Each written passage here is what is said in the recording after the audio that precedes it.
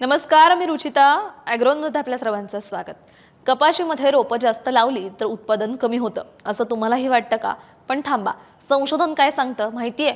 योग्य पद्धतीने सघन लागवड केली तर कपाशीचं उत्पादन सरासरी 30% वाढू शकतं आणि काही परिस्थितीत तर ही वाढ 40 ते 50% जाऊ शकते.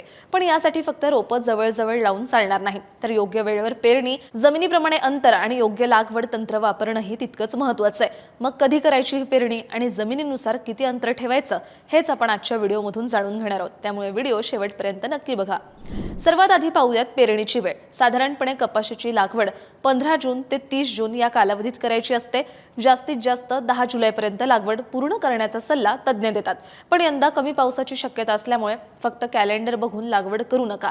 जमिनीत पुरेसा ओलावा तयार झाल्यावरच लागवड करायची आहे. त्यासाठी साधारण 75 ते 100 मिलीमीटर पाऊस झाला पाहिजे.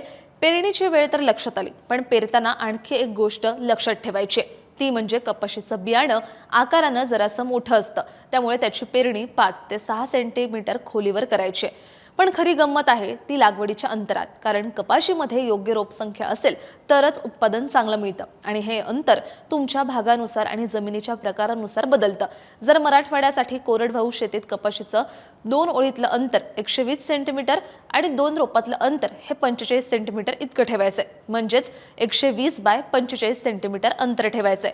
4 बाय 1.5 फूट तर बागायती, मध्यम जमिनीत 150 बाय 30 सेंटीमीटर तर भारी जमिनीत 180 बाय 30 सेंटीमीटर अंतर ठेवायचंय. हेच विदर्भासाठी पाहायचं झालं तर कोरडवाहू शेतीमध्ये 90 बाय 60 सेंटीमीटर किंवा 90 बाय 45 सेंटीमीटर इतकं अंतर ठेवायचंय.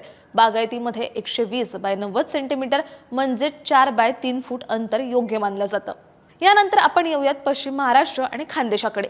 या भागातल्या कोरडवाहू पण मध्यम जमिनीत कपाशीचं 2 ओळीतलं अंतर 90 बाय 60 सेंटीमीटर म्हणजेच 3 बाय 2 फूट आणि बागायती भागात 120 बाय 60 सेंटीमीटर किंवा 90 बाय 90 सेंटीमीटर इतकं अंतर ठेवता येतं. या सगळ्या शिफारसी त्या विभागातल्या विद्यापीठानं दिलेल्या आहेत. पण या सगळ्या अंतरांपेक्षा कपाशीमध्ये सघन लागवड जास्त फायदेशीर राहते. तज्ज्ञांच्या मते सघन लागवडीतून कपाशीचं उत्पादन सरासरी 30% वाढू शकतं.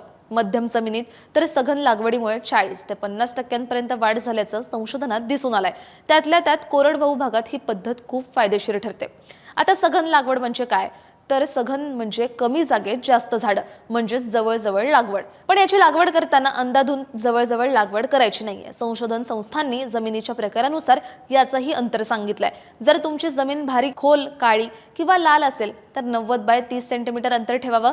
यामध्ये एकरी साधारण 14,814 रोपं बसतात. आणि जर जमीन मध्यम किंवा हलकी असेल तर 90 बाय 15 सेंटीमीटर अंतर ठेवता येतं आणि यामध्ये एकरी साधारण 29,629 रोपं बसू शकतात.